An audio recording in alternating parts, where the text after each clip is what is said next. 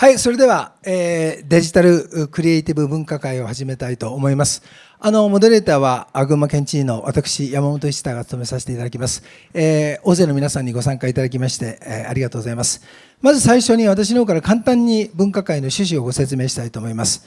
ご存知の通り、群馬県ではデジタル技術とエンターテインメントなどのクリエイティブ技術、アイデアの融合によって、人々を魅了する、ワクワクするような付加価値を創造する新しい産業、デジタルクリエイティブ産業の創出を目指しております。そのために人材とか企業が活躍することができる、エコシステムの構築に取り組んでおり、その一環として、人材育成では小中高向けに作るんを運営しているほか、今年の夏にはアルメニア共和国で開発された、世界基準の学習施設、通も群馬をオープンいたしました。さらには大学生世代以上向けにもですね、新規人材育成機関、デジタルクリエイティブスクールの創設も検討をしております。実は昨年度もですね、同じタイトルで分科会を開催いたしまして、日本のクリエイティブ業界に精通した方々との議論を通じて、デジタルクリエイティブスクールの必要性を大変認識をしたところですが、今回はもうハリウッドに拠点を置く世界トップクラスの教育機関の専門家の皆さんにわざわざお越しをいただいてですね、皆さんからハリウッドのリアルな教育現場とか国際的に活躍する人材をどうやって育成していけばいいのか、こういうことについてお話を伺いたいと思います。その知見をもとに群馬県がこれから進めようとしているデジタルクリエイティブ人材育成のヒントをいただくともに、こうした方々との連携の可能性も探れたらいいなというふうに思っております。本日はどうぞよろしくお願いします。このメンバーで1時間って本当に少ないなと思うんですが、できる限りこの空間の中でこの3人のご意見を伺えればと思います。まずは登壇者の皆様に自己紹介をお願いしたいと思います。今日はもう3人とも日本的にですね、アランさん、マイケルさん、ダンさんと呼ばせていただくことをお許しをいただきたいと思います。まずは、スター・ウォーズシリーズの監督、ジョージ・ルーカスの母校でもある、南カリフォルニア大学 USC から映画芸術学部、総務国際プロジェクト担当副学部長の、アラン・ベイカーさんにお越しをいただきました。USC はですね、昨年度地位のトップ外交で、訪問をして以来、さまざまな面で連携をいただいております。それではまずアランさんの方から自己紹介をお願いしたします。Of course. Thank you very much, and thank you for inviting me and my wife to this great conference and in this beautiful little area of Gunma. And let me just briefly go through. I know we only have an hour, so I'll make my introduction pretty quickly. So we were founded in 1929 here in Los Angeles.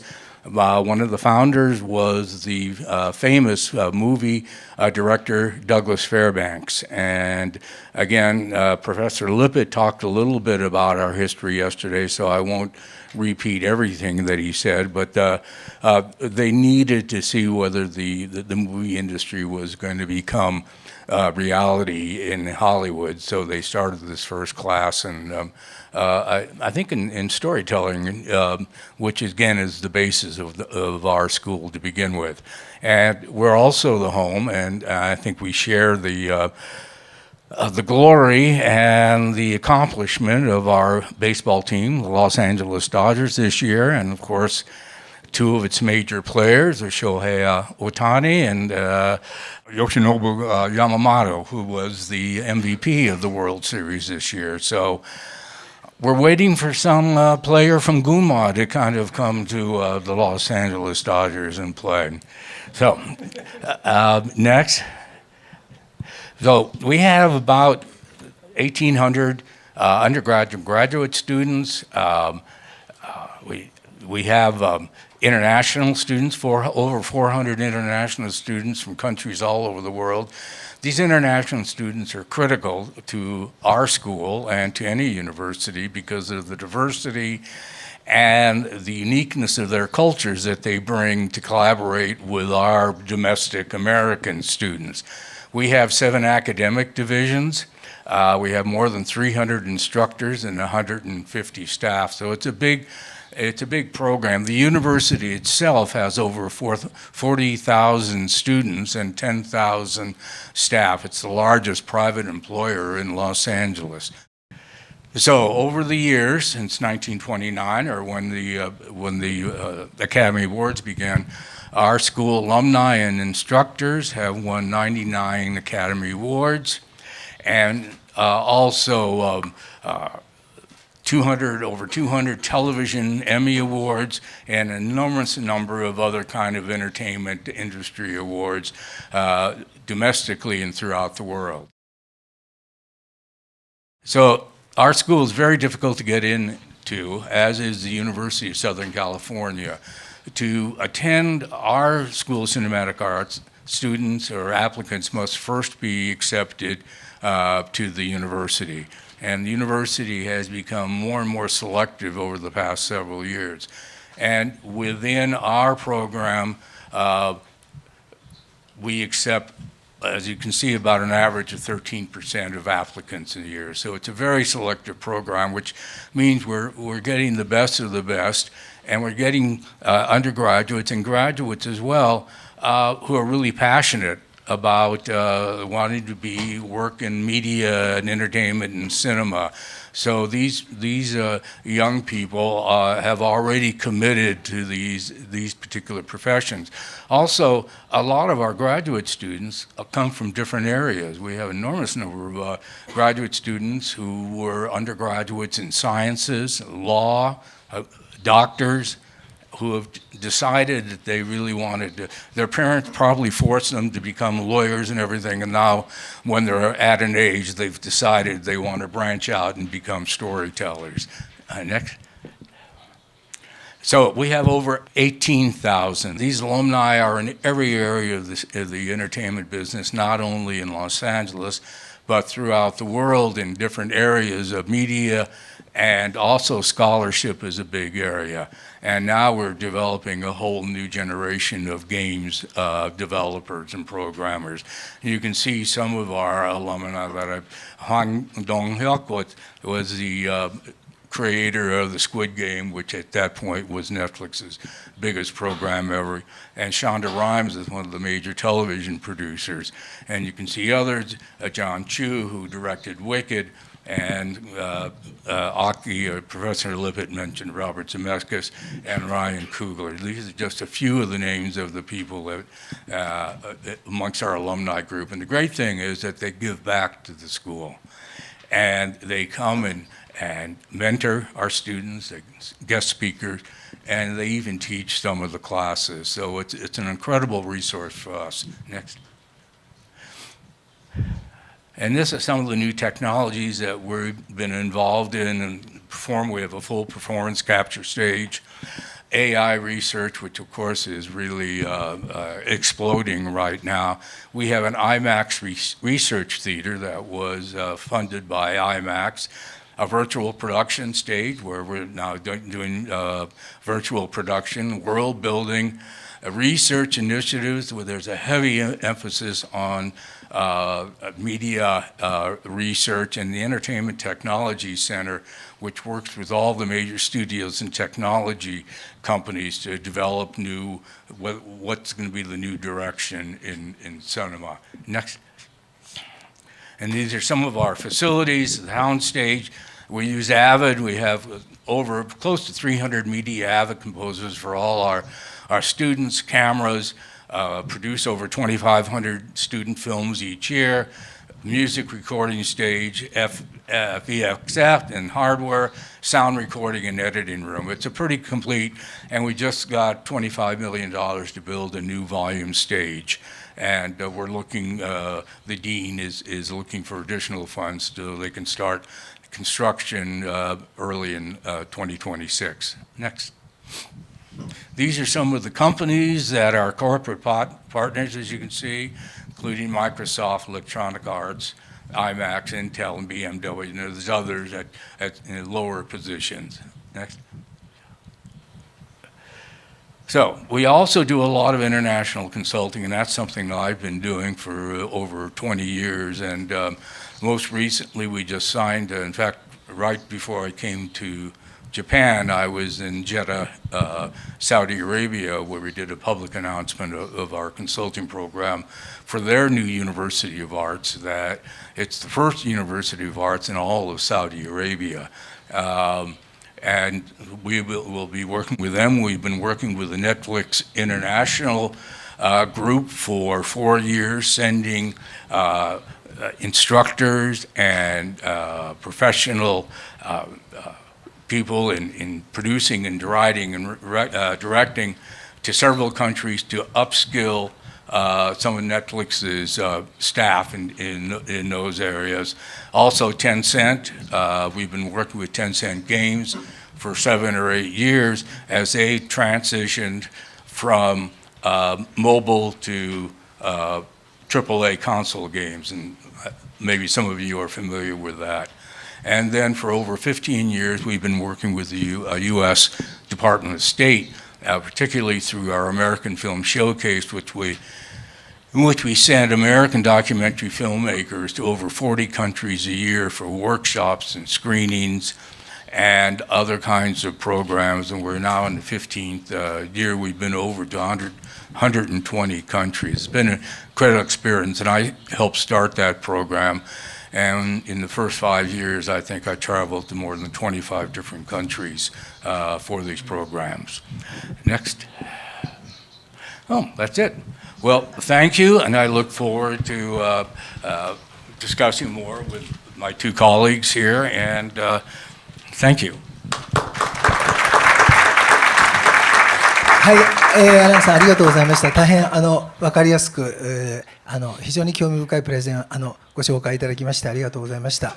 昨日ですね、実はこの南カリフォルニア大学の映画芸術学部、この分野では最高峰ですが、そこの副学部長のですね、そこにおられるリピットさんってちょっと言いにくいんで、アキラさんと呼ばせていただきますが、アキラさんの方からも、この南カリフォルニア大学の映画芸術学部に入るのは難しいと、さっき1割ちょっとって言ったんですけど、スティーブン・スピルバーグ監督も3回落ちてるということで、これいかに難関かということを、改めて感じています。ちなみに、アランさん、マイケルさんは、ご夫妻で、今回草津温泉に来ていただいて、ナンさんの奥様はちょっとご都合で来れなかったんですけども、このお二人の奥様もですね、実は動画の世界とか映像の世界とか監督としてあるいは教育者として大変素晴らしい実績を上げておられるということだけ細かい説明する時間ありませんが、ちょっと皆さんに申し上げておきたいと思います。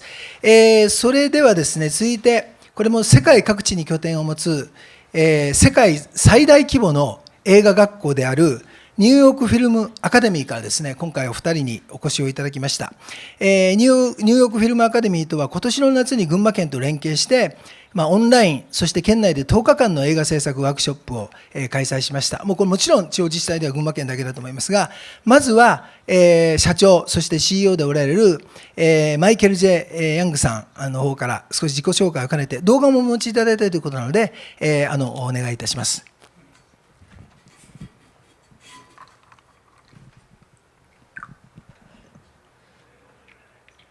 Hello, I'm Michael Young, president of the New York Film Academy. From an early age, I was in love with films. I worked in cinemas in high school and in college, and that's where I was exposed to the great works of international cinema. I earned my bachelor's degree in film and visual studies at Harvard University, and my student thesis film was nominated for Best Documentary in the Student Academy Awards. After college, I worked my way up in film, on film crews and feature films, commercials, and industrials. And from there, I went on to earn my Master of Fine Arts from NYU Tisch School of the Arts in film directing. In 1992, Jerry Sherlock, the founder of the New York Film Academy, asked me to join his team to design an original curriculum where people would learn how to make films in a total immersion, hands-on, intensive program. In the years since, when I have not been teaching at NYFA or administrating there, I've worked on feature films including Comrades, where I was cinematographer, and as executive producer on Turn Every Page, which premiered at the Tribeca Film Center and was released by Sony Pictures Classics. I'm honored to join the湯けむりForum. I would like to thank the governor for inviting us and to the organizers for their extraordinary hospitality.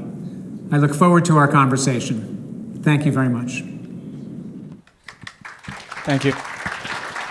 If I might add just one or two points. It's so great to see all of you here, and thank you again, Governor.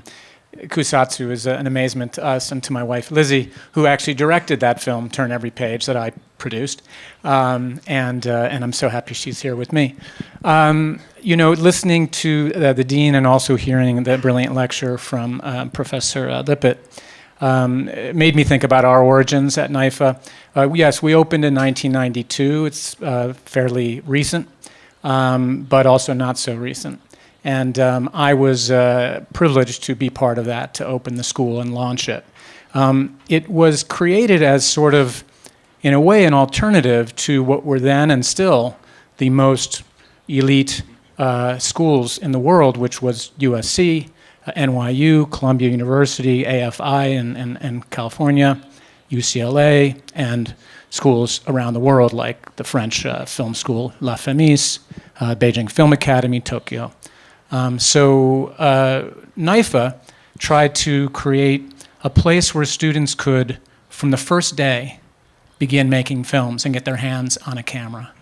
And the qualification to get in was to have a passion to tell stories and to tell them visually through film. So what we were trying to do, and we still are trying to do, is really open up the industry to more voices, to give more opportunity to more people from all over the world to tell their stories on film and to gain that mastery of this craft, this art, this business of visual storytelling or visual entertainment. NYFA grew from there, from its first filmmaking programs to eventually opening a campus in Los Angeles that Dan is the dean of, to offering programs at every level up through Master of Fine Arts, and through diversifying to other related fields in entertainment, like musical theater, cinematography, producing, screenwriting, game design, animation. But all of them share what the professor said yesterday is the core element, which is story and storytelling. If there's time, and maybe it'll be in our conversation, I'd like to talk a little bit more about that idea of story and storytelling, because it is so central. The other thing I'd like to say about NYFA is its international quality. From very early, the very first class of students that we met, we had a student from Syria, we had students from Asia. For some reason, this dream of being able to make your own films really caught on quickly. And half of our students, 50% of our students in the US are international. Our programs are highly collaborative. To make a film, you need a team. And you need to know how to work with that team and support each other. And when you're doing that with people from, we've counted over 160 countries that have attended NYFA, it is not only an experience of learning and growing as an artist, but as a human being working with people from very different backgrounds and different languages. So NYFA is a place that has the dream of giving people the opportunity to tell their stories on film, and also a way of internationalizing that and having a real global impact, which hopefully I'll get a chance to talk a little bit more later. But just in brief, that's what NYFA is. It's a storytelling institution designed really still for the hope of anyone with that passion to give them an opportunity. We don't feel that you can know whether someone's going to be a great filmmaker or even a good filmmaker until they've had the chance not to make just one film, but to make many films. Like any art form, it takes daily practice. We don't expect a violinist to be able to play at a concert level after, a few lessons. So we really want to see that in our programs, volume of production. Students are making films every week in many of the programs, starting with the most simple challenges up through very complex kinds of programs, up to things like going on a volume stage and shooting that way. Anyway, that's a lot in a little time. But thank you so much. マイケルさんありがとうございました。今NYFAの話があったんですけど、NYFAすごいかっこいい T シャツ持ってて、先般実はNYFAのスタッフの方が、群馬県で本当地方自治体初めてだと思いますがワークショップやっていただいた時に、実はそれをいただいて本当にお気に入りで着てるんですけども、この間はですねNYFAの今度はキャップももらってですね、今日白いキャップがすごい気になるんで持ってこようと思ったんですが、南カリフォルニア大学のジャージとかないので、私も一応政治家として一応バランス感覚を示して今日はかぶってこなかったと。簡単に言うとですね、しばらく育英、県大高崎が優勝してずっと帽子をかぶってたら育英の方に怒られて、育英高校のですねサッカー部のマフラーをしたみたいな感じで、知事は大変だということもちょっと申し添えておきたいと思います。それでは続けてですね、ニューヨークフィルムアカデミーの SVP、CSO、さらには LA 校の代表も務められております、映画カラオケキングの監督でもあります、ダン・マクラーさんから、こちらも動画をお持ちいただいているということなのでご覧ください。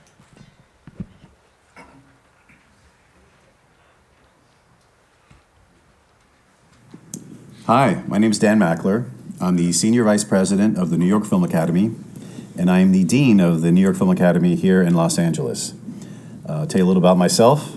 Born in Boston, grew up in Virginia, studied Russian studies and political science at Dartmouth College. I then went on to move to Russia for 5.5 years, where I worked in advertising for McCann Erickson and other production companies. After which I came back and I went to New York University, got my master's in production. After that, I worked with Spike Lee on 25th Hour, and then went to Los Angeles to work at 20th Century Fox in casting. My short films and have been in many festivals all over the world. My feature, The Karaoke King, premiered at the Orlando Film Festival. I have been teaching at the New York Film Academy starting in 2003 with cinematography and directing, and then went on to run schools for New York Film Academy, first at Disney, then in London, and in 2003 came out to Los Angeles, where I've been running the school here ever since. I want to thank the governor for inviting me to the湯けむりForum, and I look forward to speaking with you guys. Can I just add something どうぞ、 too? なんかダンさんどうぞ。So I also wanted to add on to what Michael was saying about our student body and population. If you ask someone in Saudi Arabia, for instance, who's the most famous filmmaker there, or you ask someone in Egypt or Nigeria, most likely it's a New York Film Academy alum. The fact that we've had so many tens of thousands of students come through our programs, and we've gone to so many different countries and workshops, it's become synonymous with some of these industries in these countries like Uruguay, Nigeria, Egypt, Turkey, in China and India as well, where you have huge networks of New York Film Academy alumni creating great projects. Many, and I'm sure we can talk more about that, have been nominated by their country to represent them for the Oscars and foreign language films, 4 alone this year. So it's been great to see all these different cultures come together and work at our US locations, or our location we have in Kazakhstan, or Florence, or schools we've run in Abu Dhabi, in Australia, and in London. So we've seen great collaborations from different countries work together, some great success from all these countries, and next we look forward to seeing the same coming from the Gunma prefect. So thank you. はい、ダンさんありがとうございました。今日ここに来て、今3人の方々とこれからいろいろまた少し対談をしていくんですけども、自己紹介のところでやっぱ動画でやるっていうのはちょっと目から鱗、日本語で言うとだったんですよね。私もいろんなセミナーとかサマーダボスなんかで、国会議員の時もいろいろ話をしてたんですけど、最初に全部言葉で下手な英語でですね、I'm Ichita山本ガバナーオブ群馬とか言ってたんですけど、こんなにかっこいい映像でまず自己紹介を映像でやるっていうのがかなりクールっていうか、めちゃくちゃかっこいいなというふうに思いましたので、次なんか知事としていろんなセミナーに行くときは、もう動画で、もうちょっとここまでかっこいい映像を撮れるか分かりませんが、やりたいなというふうに感じたことをちょっとお伝えしておきたいと思います。はい、ここからはですね、登壇者の方々それぞれの立場から、世界で活躍する人材が育つ現場ということをテーマにしたいというふうに思っています。さっき少しマイケルさんの方からも関連する話がありましたが、教育において大切にしていること、また合わせて印象に残っている学生とかですね、プロジェクトについて少しお話を伺えればと思います。まず南カリフォルニア大学のアランさんから、ハリウッドの第一線で活躍する人材を育成する上でですね、大切にされていることを、ぜひお聞かせいただければと思います。またこれまでも先ほどお話があったように、数多くの国際プロジェクトに携わっておられると思いますが、印象に残っているプロジェクトがあれば、ぜひお聞かせをいただければと思います。アランさん、よろしくどうぞ。Thank you. Well, we've done a lot of projects, and again, most of my work has really been focused on the international projects, not specifically with our cinema school students. That is really where Professor Lippitt and Dean Elizabeth Daly and, of course, our faculty are involved.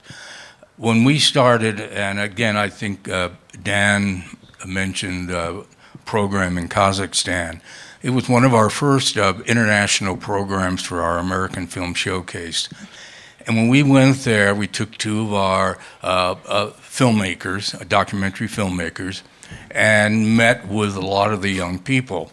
And when our filmmakers were talking about, here were the films that they did, a few of the people in the audience said, well, why don't you come over to our country and make these stories about us? And again, this is the first or second year of the program, and our filmmaker said, these are your stories, they're not ours. You need to make them. And in a lot of countries that we visited then, that particular philosophy didn't exist. First of all, there weren't any documentary filmmakers. Secondly, in a lot of these countries, there was a limitation on freedom of speech and freedom of press and censorship. So there wasn't a great enthusiasm by the governments in these countries to have these young people make films about their country, in particular areas that affected them. When we went back several years later, they were making their own films, and we found that throughout the world that these young people became filmmakers and began making these films, and a lot of them have gone on to win awards and certainly be shown both on movie screens and on Netflix and Instagram and various other streaming platforms. And I think that's an amazing kind of a change within 10 or 15 years where they're making the films. And you see that today in the international film industry with Academy Award nominated films are being made by international filmmakers in their countries. It's not just the Americans. And the reason for that, I think, is partially because the stories are different. The stories are more unique. They're more personal. They're about their particular cultures and society, rather than one more film about a car chase, you know. And I think that's been incredibly important. And I think the impact is also affecting our American filmmakers because they're learning more about international film and international stories. And they're starting to adopt as well and adapt to make these films. So I certainly for the programs that I've been involved in, I think that's been a really major kind of revelation. And we're certainly seeing it now in Saudi Arabia, which is, as many of you may know, up until a few years ago, you couldn't go to a theater. There was no movies being made, and now that has been relaxed.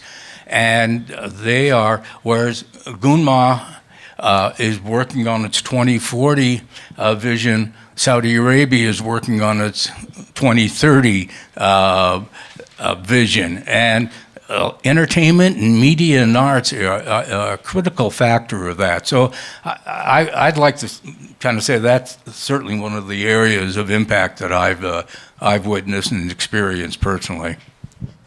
ありがとうございます。大変資産のあるお話だったんですけども、今アランさんのおっしゃった中でですね、一つのキーワードは、それぞれの文化にはですね、ある意味で言うと特徴があって、ある意味セールスポイントがあると。だから自分たちの文化に自信を持って発信するということが大事なんだという、お話を伺いましたが、こういう人たちが、その自分の文化に自信を持ってまさに一つしかない価値みたいなものを発信する、そういうインセンティブを、与える、なんて言うんでしょうか、方法とか、いろいろいろんなプロジェクトをお手伝いされてきたわけなんですけども、そういうものがあれば一つ教えていただければと思います。Well, I think the incentive primarily is to get them here and get them to our school, and also provide them the resources and the mentorship, and stay with them even after they finish school, when they go back to their own countries. Many stay in the United States to pursue their film careers, but to give them the tools. It's one of the things that we've always said, that in working internationally, we never want to impose our culture onto another culture, because each culture is separate. So we provide the tools, and then they decide how they want to use those tools in their own programs. And I think that's really the important distinction. はい、ありがとうございました。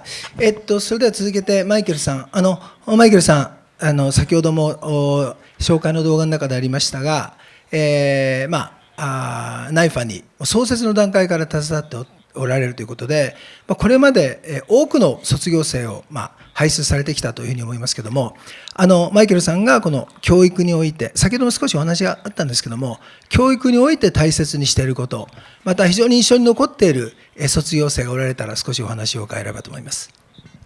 Yes, thank you for the question. So let's just start with that first basic conception of story. What is it?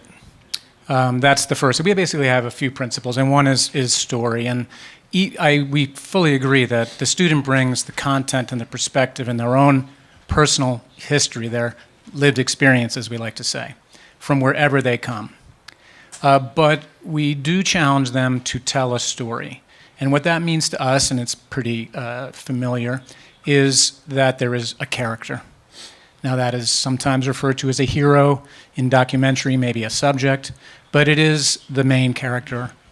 That character is the journey, whose journey we are going to watch. And what makes it a story is that the character wants something, and wants that pretty strongly, maybe desperately.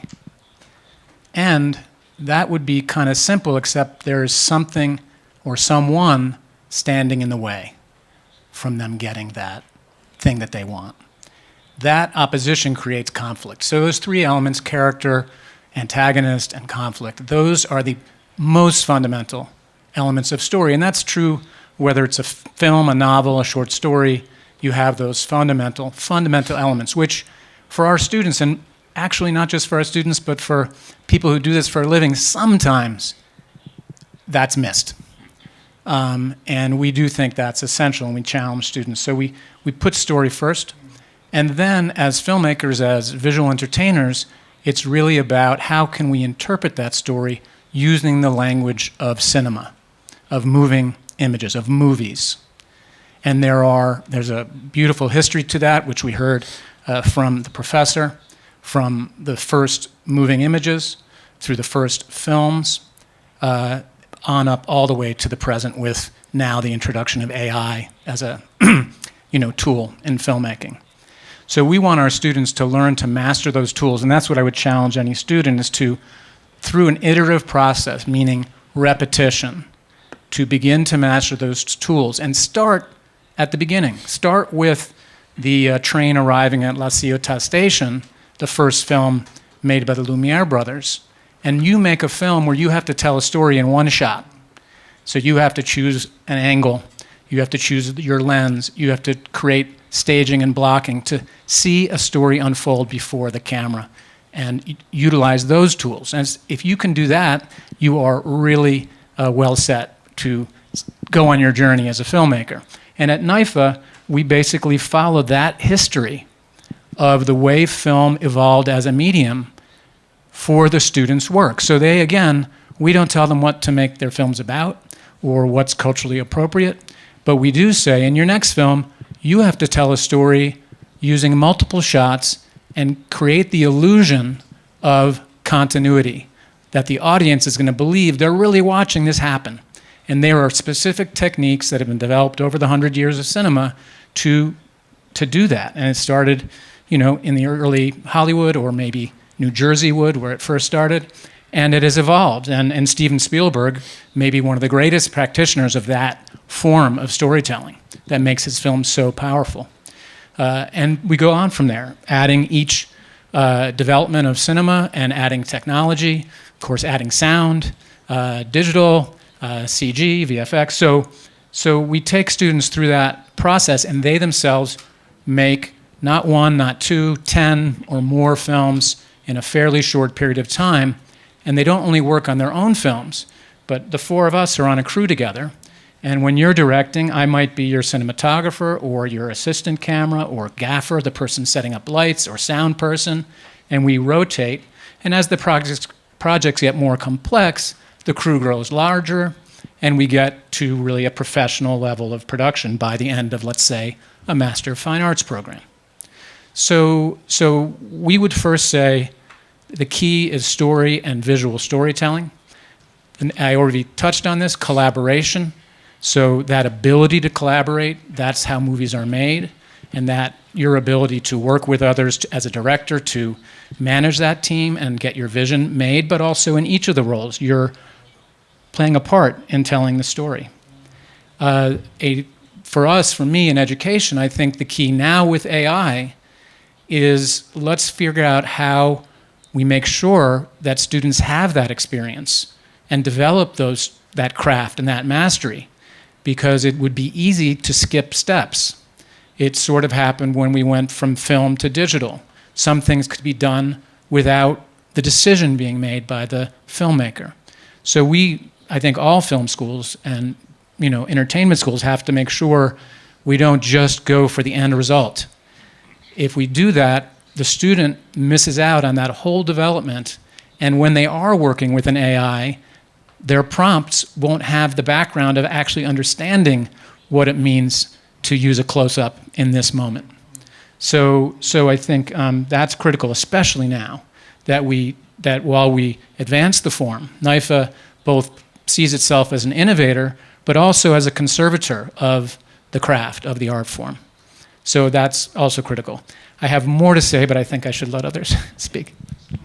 ありがとうございます。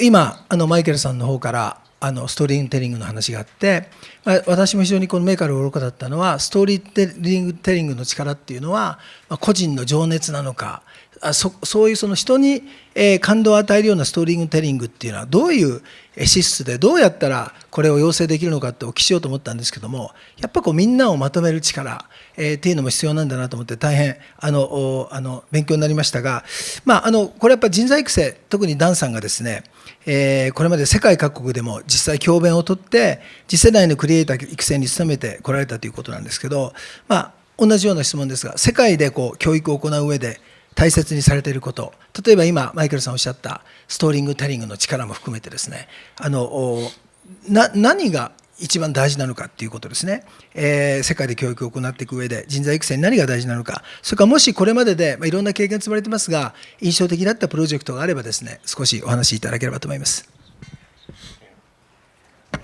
Thank you. So about what's most important, I really, in addition, of course, to collaboration, it is it's amazing to see, the most successful students that we've taught are those that are adaptable to change. And I think it's so important, especially in the AI world, that students, can adapt and are resilient. We have a lot of the youth today, are a little coddled, I would say, and definitely in the States, and they cannot take failure. And it's important that they continue in school, to do their projects, to practice, to fail, to learn from their failures and to continue making films. The more they make, the better they are, the more comfortable they are in set, and the more confident they are. And the more resilient and the more adaptable they are to changes that will happen. And they will happen throughout the time they're in school and the time they are in the real world. And the changes are happening faster, especially with AI. The changes are happening much more fast than it did when film went to digital. So, you know, it's important to train these students to be adaptable, to be resilient, and to be able to work together and learn each other's cultures, because they are international students and they're going to be continue to work internationally with other cultures and other groups, and their differences disappear when they get together on a set and work together as a team. Yeah, go ahead. I'd just love to Those are share my a good couple of stuff. examples of students. So we had a student who did our documentary program. His name is Gary Benchagib. He's French Indonesian, and he grew up in Bali, and he grew up with the plastic washing ashore, and grew up with the feeling of plastic kind of overwhelming his country. He took our program, and afterwards he created a company with his brother. They created kayaks made out of plastic bottles, and they, on these kayaks, paddled through rivers in Indonesia, collecting plastic but making micro films, documentaries about their experience.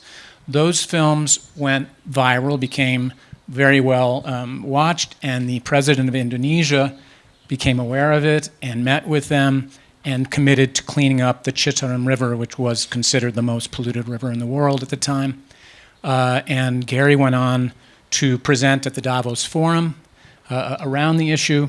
Now, everybody already knew that there was a lot of plastic in the waters in the ocean. I think he's quoted as saying, there's 500 times as many plastic bottles in the water as there are stars in our galaxy.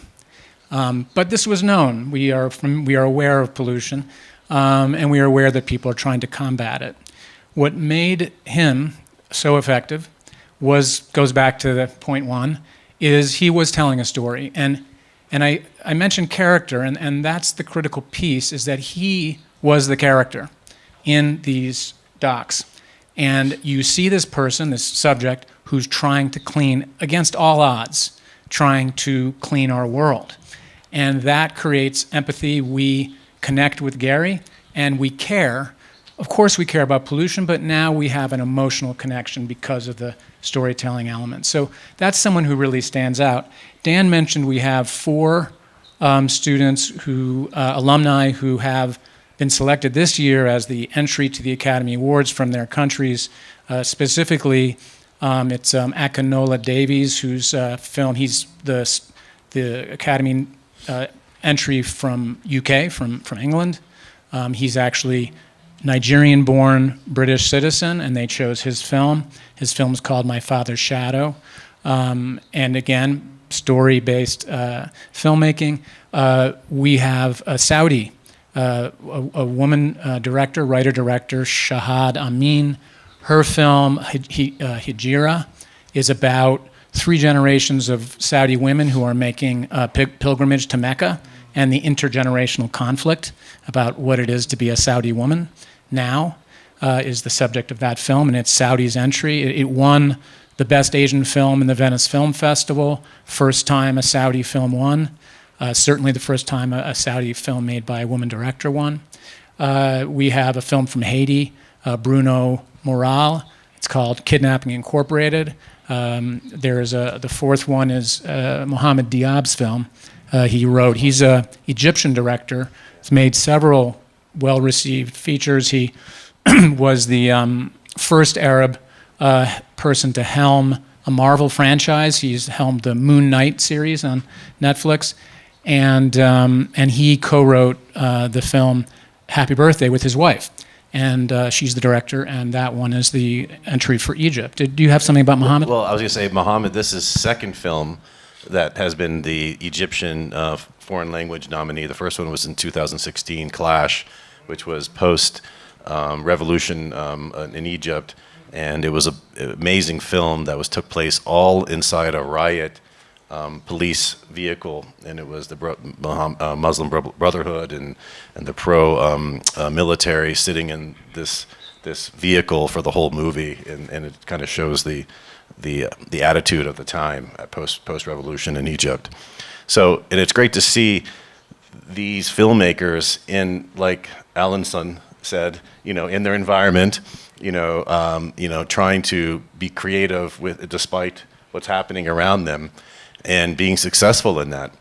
And I wanted to say, as another example of something that I was very proud of, is we have been working with Netflix for 6 years now, and one of the projects we've been doing is in the Ukraine.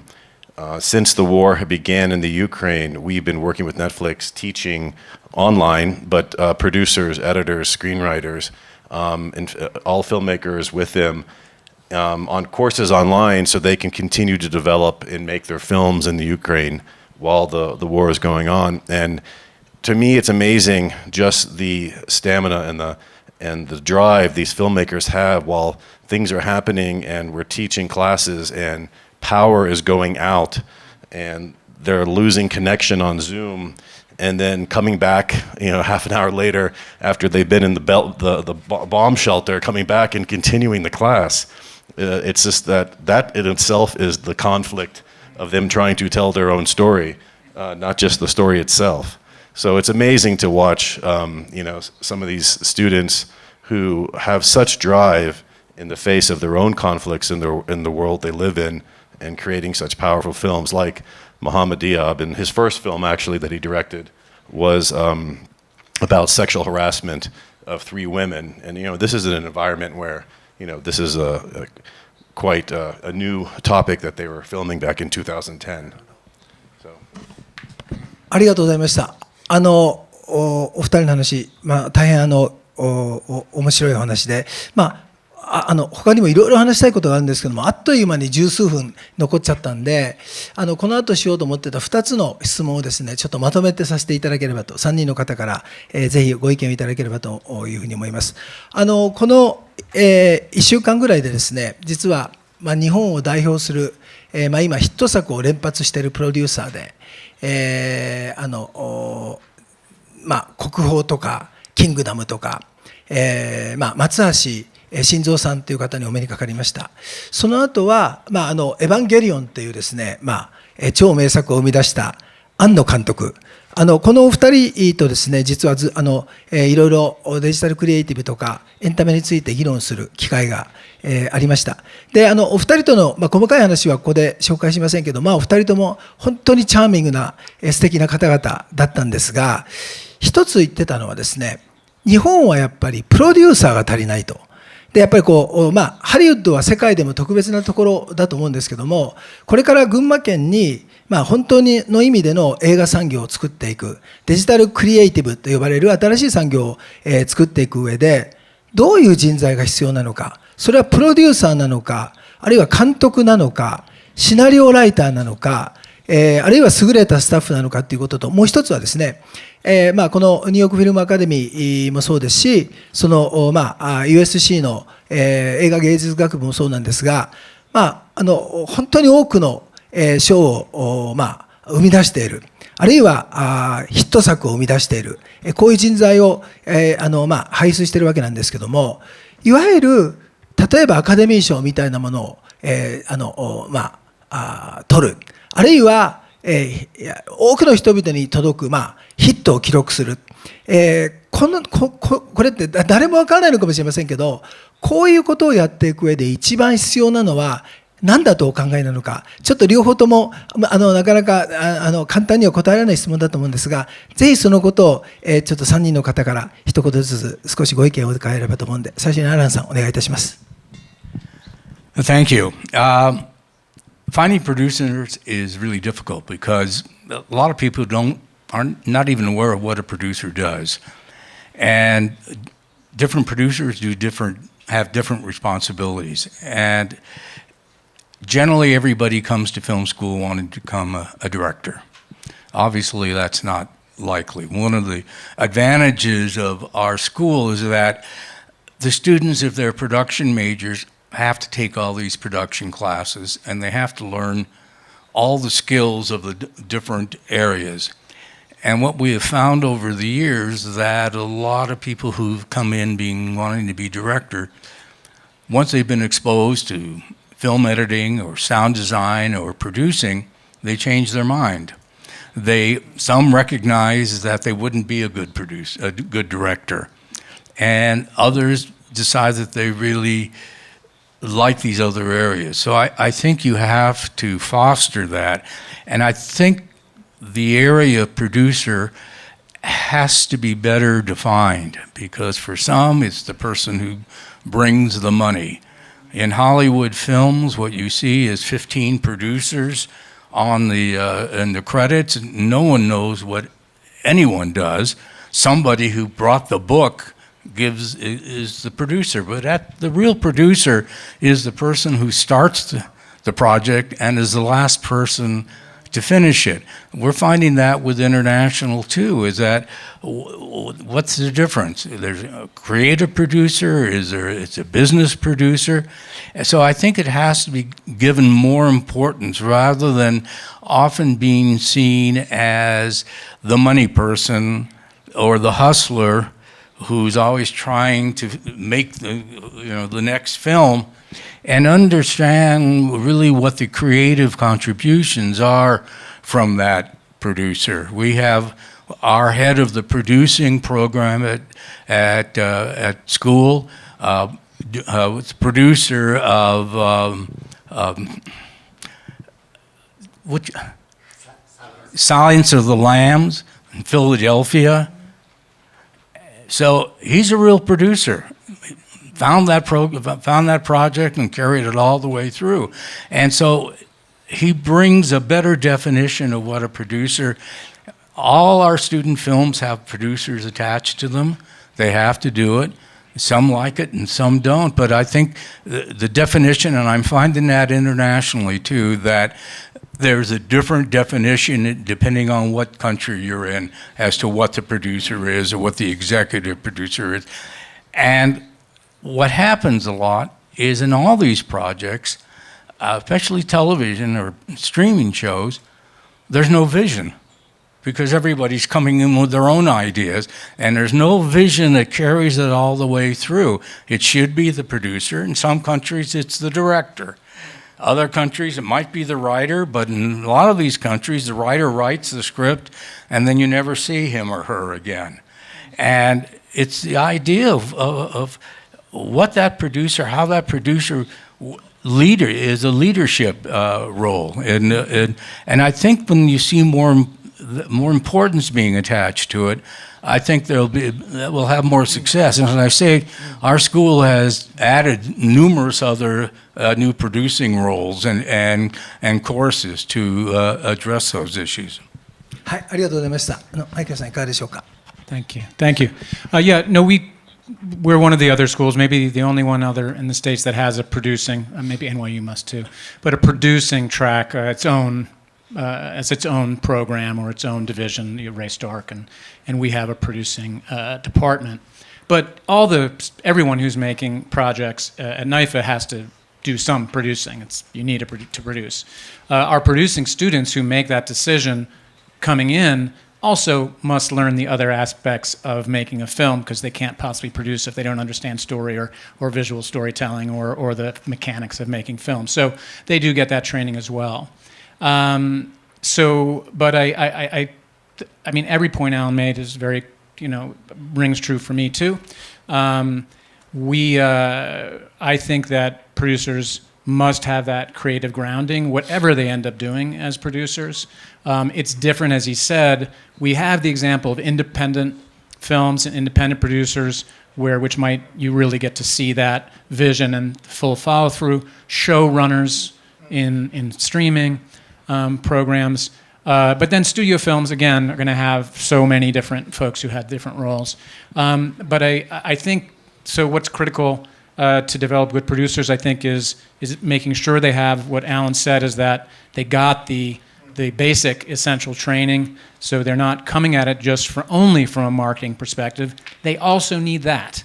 And so in our programs, not only the producing program, there's a focus on what happens with me when I leave school. How do I navigate this business? How do I market myself? How do I understand the market as a producer or a director or a screenwriter? So I'm not sure I really answered the question clearly, but we see producers as critical to the whole project, and we have special programs designed for producing It specifically. actually shows how amorphous the definition is at times. どうぞ、ナイさん、ごめんなさい。 I'll はい quickly answer your other question about how to make a successful ありがとうござい film. ます。はい。And part of that is what Michael said about marketing and marketing yourself and creating a brand for yourself that people want to see. You can have a great script and great marketing, and everyone will see your movie many times. You'll have a bad script and great marketing, and everyone will see your movie once. If you have a great script and no marketing, you may or may not get your movie seen. And if you have a bad script and no marketing, it will sit on your wall like a bad piece of art.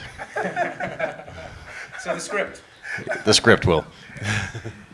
Producers have to figure out what's, The producer has to figure out how to market that and create a brand for it. はい、ありがとうございました。あっという間に時間が経っちゃいまして、もう残り3分ということなんですけども、今日本当に勉強になりました。皆さんご存知の通り、群馬県はデジタルクリエイティブ産業の創設というのを目指しておりまして、県議会からちゃんと予算をいただいて、アメリカに行き、イギリスに行き、あちこちに行って、こういう人脈、こんなに素晴らしい学校との人脈も築いてまいりました。ぜひですね、これもしっかり議会の予算を私が頑張って取らなきゃいけないんですけども、NYFA とか、南カリフォルニア大学のその映画芸術学部とか、本当に最高峰のスクールとのいろんな連携、ワークショップ、セミナー、そういうものをパイロットで日本の自治体として初めてできましたので、ぜひこれを機会に、この連携を続けていきたいと思いますので、ぜひ皆さんには群馬県にも注目していただいて、いろんな形でこれからデジタルクリエイティブ、産業を作っていく上でいろんなアドバイス、をいただければというふうに思います。最後に皆さん草津温泉に来たのは初めてだと思うので、お一人お一人からちょっと群馬県の印象、草津温泉の印象をちょっと語っていただいて、それでこの、セッションを閉じたいと思います。まずアランさんからどうぞ。Well, unfortunately, up to this point, we haven't had much opportunity to really see Gunma and Kasatsu, and we hope to do that this afternoon and then come back for the 4:30 closing. I'm a photographer, and so the idea that I really want to take photos and to see that onsen in the middle of town is something I'm really looking forward to. So, but it's been great, and what I think my wife and I have most greatly appreciated is really the warmth and graciousness of the staff here and everyone involved, and they've really gone out of their way to make our time here enjoyable and memorable. And again, I want to thank all of them. Thank you, and of course I share our gratitude. This morning, I think I was up by 2 or 3 in the morning, and so I got to see the snowfall from the small onsen that's behind where we're staying, and watch and have that experience of the snow falling. And while you are, I found out that I could tolerate a far higher temperature of water than I knew my body could actually survive. So it was a very hot onsen, but that also is probably, I think, the most health-giving. So I experienced that. We look forward to seeing more. Also, we did get to see the gorgeous, incredible central town and onsen there. But we're just looking forward to another day or two of this experience. And thank you, everyone, so much. ありがとうございます。では、ダンさん。 And thank you as well for all your hospitality. And the place is beautiful. Love driving up the mountain and seeing the beautiful countryside. I too was a photographer and am still a photographer when I have time. So I look forward to taking more pictures of the scenery. And I also was up at 4 in the morning in my hot bath watching the snow. And as I understand, not many people, even in Japan, see a lot of snow. So I feel very fortunate that we're up here in the mountains seeing the snow. So thank you very much. ありがとうございました。残念ながらもうちょっとこれで時間になってしまいました。時間があれば会場の皆さんからもちょっと質疑と思ってました。群馬県出身の素晴らしいアニメプロデューサーもおられるんで、ちょっともう時間こうなっちゃったんですけども、いずれにせよこういう方々と連携しながらですね、群馬県独自のこの構想をしっかり進めていきたいと思いますので、ぜひ皆さんにはご理解ご協力をお願いしたいと思います。なんか日本の温泉は独自の実は文化で、ヨーロッパにも温泉あります。アイスランドにもあるんですけども、今度ユネスコの無形文化遺産登録の国内候補になる流れができたので、ぜひまた温泉にも興味を持っていただきたいと思いますし、なかなか温泉に抵抗のある方もいるんですけど、アランさんの奥様がなんか部屋に温泉があったのでそのまま飛び込んだと言っていただいたんで、ぜひ皆さんまた帰りまでに時間があれば飛び込んでいただいて、草津温泉を堪能していただきたいと思います。わざわざニューヨークとロサンゼルスからわざわざ来ていただいたこの3人の素晴らしいゲストの皆さん、大きな拍手をお願いします。ということで、約2分ぐらいちょっとオーバーしましたが、これでデジタルクリエイティブセッション終わりたいと思います。ありがとうございました。